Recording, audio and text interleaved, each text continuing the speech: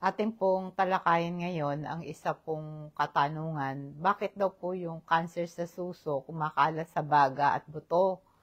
Ang cancer po sa suso ay maaaring kumalat sa ibang bahagi ng katawan, kapilang po yung baga at buto, dahil sa isang proseso na tinatawag nating metastasis.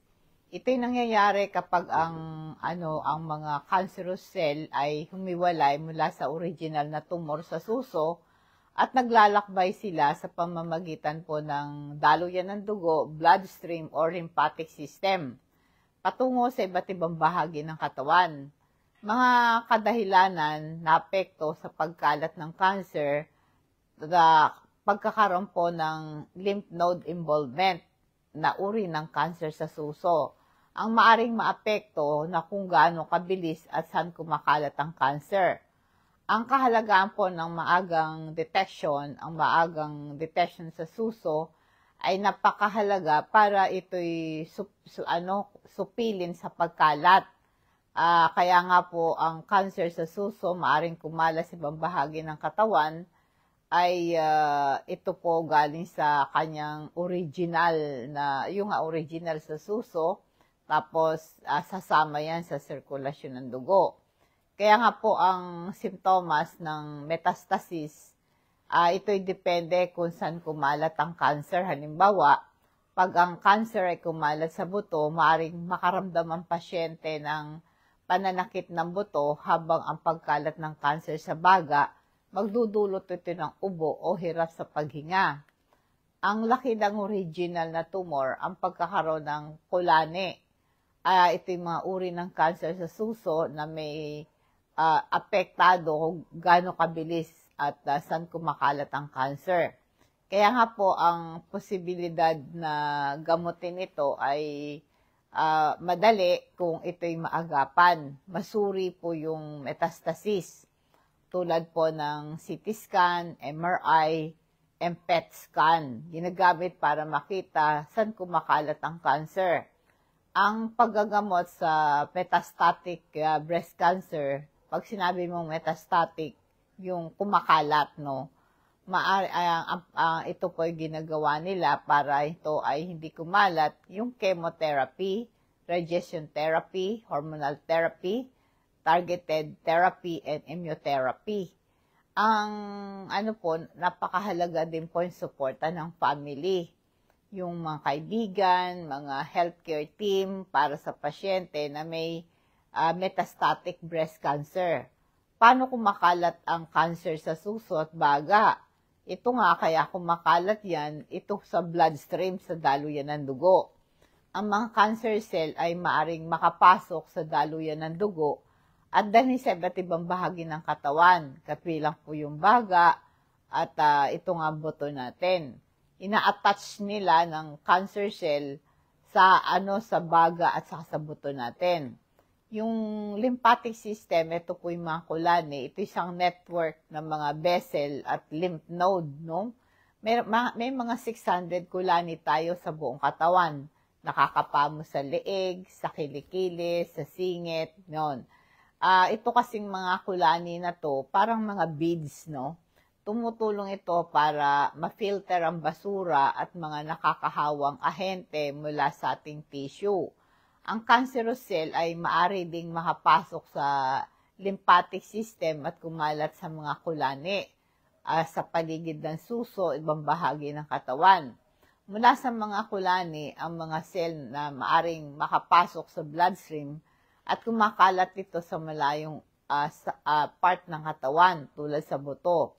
Bakit madalas kumalat ang cancer sa suso, sa baga at buto? Kasi mayaman sa blood supply ang baga. Ang baga at buto ay mayaman sa blood supply na nagbibigay ng madaling ruta para sa cancerous cell na kumalat at saka mababang oxygen level. Ang mga buto ay may mababang oxygen level na ginagawa itong isang kanais-nais na kapaligiran para sa paglaki ng cancer cell. Kasi ang cancer cell, nabubuhay sila sa absence of oxygen.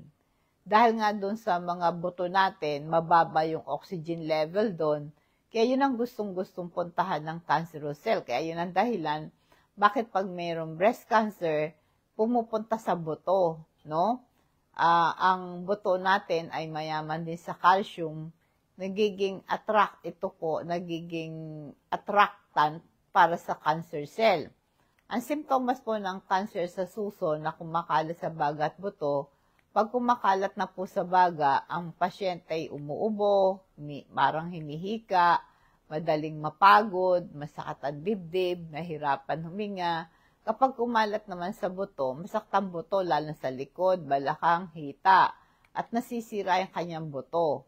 Kaya ngayon, dapat ito ay masuri ang cancer sa suso sa pamamagitan nga ng CT scan, MRI, PET scan, at bone scan. Biopsy din, sample tissue, pagsusuri sa laboratory. Paano ginagamot yung cancer sa suso na kumalat sa baga at buto? I-try po ninyo na bilang supplement natin, no? Huwag mo nating hintayin na magka-cancer ka bago mag-take ng vitamin C at saka Super B complex. Kasi po nagpapalakas ng immune system ang vitamin C, Super B complex, panlaban sa infection. Madaling makakuha ng cancer ang mga pasyenteng mahina ang resistensya. At saka nakakabawas ng oxidative stress. Ang vitamin C kasi at B complex ay antioxidant. Ito po kasi ang oxidative stress na kaugnayan sa cancer. Kaya napabuti para mayroon kang panlaban, meron ka na supplement na vitamin C at Super B complex every day. Ayon sa kanilang pag-aaral, nakakatulong ang vitamin C Super B complex pampalakas ng immune system, pampabawas ng oxidative stress. Kaya ang Super B complex at vitamin C, ito po'y nakakagawa ng sapat ng energy. Ayon sa pag-aaral, pag mababa ang tas ng vitamin C, Super B complex sa katawan, ay madali kang kapitan ng sakit. Kaya ngayon, iba't iba po kasing stage ng cancer yung ang paggagamot sa cancer, depende kung anong stage nito. Kaya nga po, pag kumalat na po yung cancer, ay ang kailangan po nito ay tamang proseso ng ito pong mga pagpili ng gamot. Depende sa doktor na pupuntahan nyo. Ang cancer sa suso ay mayroon pong gamot na dapat ibigay ang doktor. At saka yung proper diet, no? Di ba sabi, ang cancer cell, nabubuhay sila sa absence of oxygen. Kaya kung ikaw ay nakatira sa well-ventilated place, halimbawa, nakapaligid ka sa dagat, ganon, maraming puno, yung kulang yung bang free from pollution. Kasi ang kalusugan po ng pasyente, kapag malakas ang immune system mo, madali mong labanan yung cancer na yan. Kasi nga po yung ginagawa nila yung chemotherapy, ang ginagawa ng chemotherapy, pinapatay nila yung selula ng cancer at napapabagal din nilang paglaki ng bukol at para maibsan din yung simptomas. Yung hormone therapy naman, ito isang uri ng cancer sa suso, sensitive sa mga hormone. Ang hormone therapy, maaring gamitin sa larangan ng hormone na to, pigilan ng paglaki ng selula ng cancer.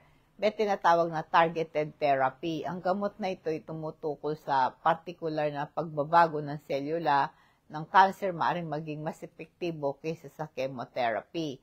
Yung immunotherapy naman, ito'y nagpapalakas ng immune system upang labanan ng cancer. Meron ding radiation therapy, pinapatay yung selula ng cancer, particularly dun sa suso mo at para hindi kumalat sa buto at baga mo. Ang mga taong may cancer, nakakaramdam sila din ng pain. Kaya kailangan meron kang pain management, no? Para may kaugnayan kasi yung pain sa may cancer. Kaya para gumanda yung yung quality ng buhay mo, maganda yung kalidad ng buhay. Kontrolin mo yung simptomas. Nakatulong po yung para yung may wala yung pagkahapo, yung paglugas ng buhok, pamumutla, At saka para sa ganon, hindi nakakalat sa ibang bahagi ng katawan. Ang paggagamot sa cancer sa suso na kumakalat sa bagat buto, maaaring maging mahirap at may mga side effect.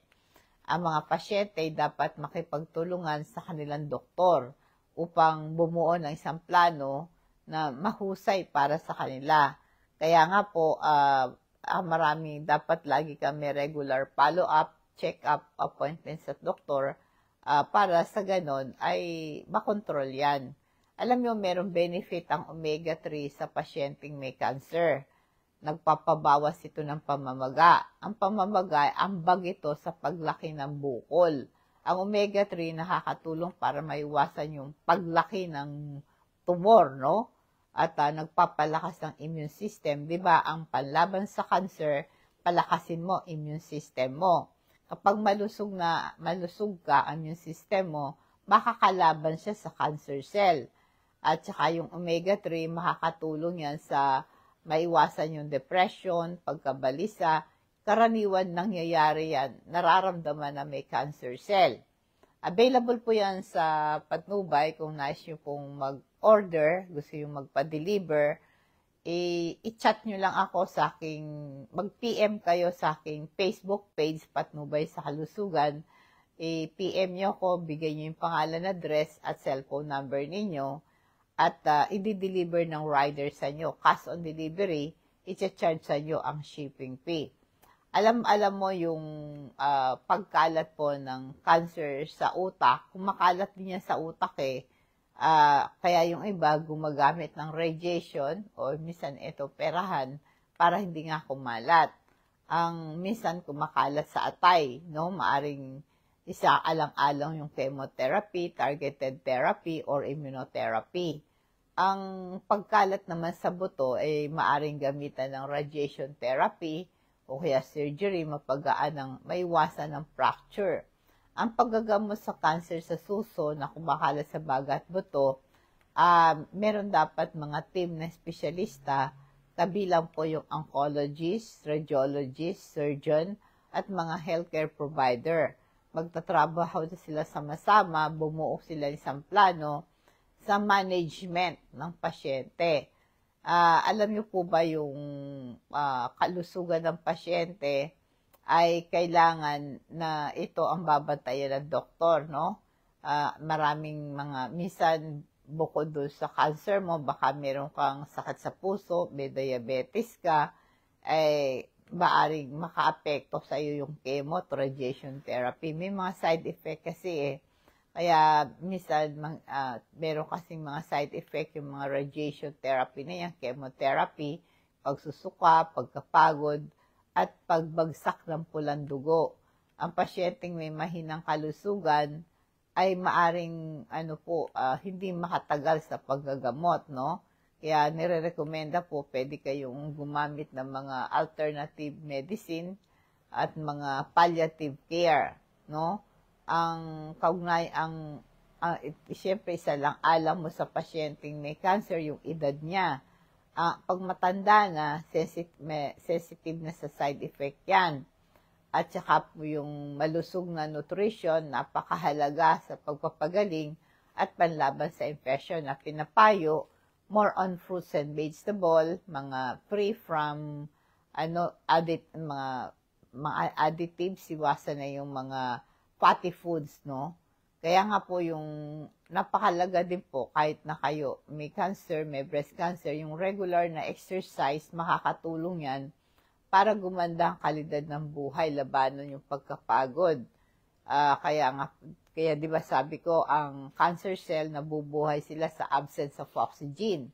So kapag kayo'y naglalakad, nag-exercise, aerobic, ay tumataas ang level ng oxygen sa katawan.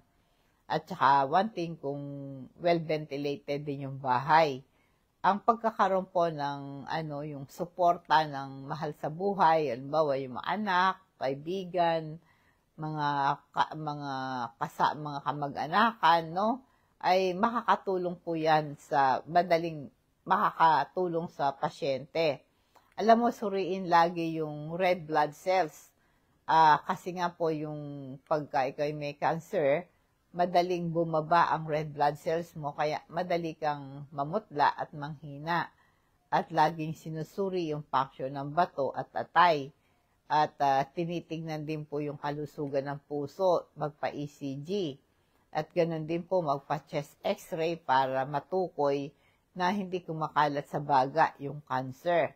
Kaya nga po yung buhay ng pasyente ay kailangan natutugunan yung kanyang pangailangan. Meron tayong crystal oil, pampaginhawa to ng mga pahid mo yan sa sakit ng mga kalamnan, mga pamamaga.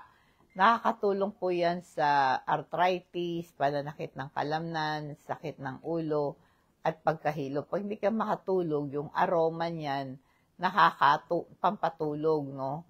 At makakatulong yan pagbarado ilong mo, hindi ka makahinga, nakakaginhawa din yan sakit ng tiyan, maaring makatulong yan sa sinisikmura, masaktan tiyan, nagduduwal at masakit at nagsusuka. Pangontra yan sa lamok kasi yung amoy ng crystal oil ay tinataboy niya yung lamok, no, para hindi ka magka-dengue. At saka ito po ay makatulong yan sa pag kinagat ka ng lamok tapos nangati, pangalis ng kati po yung yung crystal oil natin. Ang isang supplement din po natin yung activated charcoal. Ang activated charcoal, ito po isang itim na pulbos, nakuha yan sa mga kahoy, baon ng niyog. Meron siyang antibacterial properties, pinapatay niya yung bacteria sa ating digestive system, nakakabawas ng pamamaga, at ay nakakatulong po ito sa food poison ka. At ito'y ginagamit din po pag na-overdose ka sa gamot. Pangontra din ito sa pagtatae. Nakakatulong ito sa kabag, bloating. Sumisipsip ito ng gas at toxin sa bituka. Kaya nga po activated charcoal, sumisipsip ng bacteria at toxin sa bibig, nakakatulong sa bad breath. Ipaalam nyo po sa akin kung gusto nyo magpa-deliver sa inyong tahanan, ibigay nyo lang po yung name ng receiver, tapos yung address kasama yung barangay para madaling ma-deliver, at saka yung cellphone number nyo kasi pag parating na po yung rider, tatawagan na kayo. Cash on delivery po ang bayad, tapos charge po sa inyo ang shipping fee. Nasabi ko po kanina yung palliative care. Ang palliative care, ito po yung uri ng pangangalagang medical, nakatuon po sa pagbibigay lunas sa mga simptomas sa stress ng isang malubhang sakit. Ang layunin nito, pagandahin po ang kalidad ng buhay ng pasyente. At saka po yung serbisyo po na inaalok ng palliative care, yung pain management, para makontrol po yung pain, no, at discomfort. Tumutulong po yan sa mga taong nagduduwal, nagsusuka, at saka may problema sa paghinga. At mga emotional and spiritual support, no? Ang pangangailangan ng pasyente ay yung po practical assistance, no? Yung pong pag-aayos ng mga gamot niya, yung pagpapaligo sa kanya, yung tamang pagkain, at merong umaalalay sa kanya. Kaya nga po ang mga taong may cancer, sabi natin, bihira lang po ang nakakasurvive, pero meron din po talagang may nakakasurvive, pero karamihan po ay namamatay sila sa breast cancer. Kaya po yung palliative care, nagbibigay support sa mga pamilya, tagapag-alaga, tumutulong sa emotional na kalagayan ng pasyente. Kaya kung meron kayong palliative care, ay nirekomenda po ng mga espesyalista para sa ganon, mapangalagaan ng kalusugan, makatulong sa tao na may cancer para komportable ang kanyang kalagayan. Yan po, no? Kaya, inulit ko po yung mga ginagawa po sa ospital, chemotherapy, radiation, hormonal targeted therapy, immunotherapy. Yan po yung ginagawa sa ospital. Pero sa bahay, meron kayong proper diet, exercise, rest, at free from stress and tension. Kaya po yung dapat ma-diagnose ang suso ng maaga kung may cancer para bigyan ng tamang paggagamot. Sa akin pong YouTube, pwede kayong mag-subscribe para marami kayong matutuhan tungkol sa pagkaunawa sa iba't ibang uri ng karamdaman. At ganoon din sa akin pong YouTube channel, na pwede kayong mag-subscribe, tsaka i-click nyo po yung bell para oras na meron akong live program ay malalaman ninyo. At ganoon din po, meron akong Facebook page, Patnubay sa Kalusugan. Please subscribe, i-click nyo yung follow, like, and share. Dadako po tayo sa ating food for thought, Psalms 100 verse 3. Alamin ninyo, ang Panginoon ay siyang Diyos, siya ang lumalang sa atin, at tayo'y kanyang bayan, at mga tupa sa kanyang pastulan. Itong Psalms 100, ito po yung ating pagpapasalamat at pagpupuri sa Diyos. Siya may likha sa atin, nakikita natin, mararamdaman natin ang kanyang walang hanggang pag-ibig at katapatan sa atin. Kaya ang paanyaya po sa natin ng Psalms 100 verse 3, magpuri tayo sa Panginoon, maglingkod sa Kanya, magsamba sa Kanya sa pamagitan ng pag-awit. At ang sabi na anyayahan po tayo ng psalmist na pumasok sa templo na may pagpapasalamat at pagpupuri, inilarawan po ang Panginoon bilang mabuti at ang kanyang pag-ibig ay walang hangga. Magandang gabi po, nawa po ang pagpapala patnubay ng Diyos ang sumatin, and God bless us all.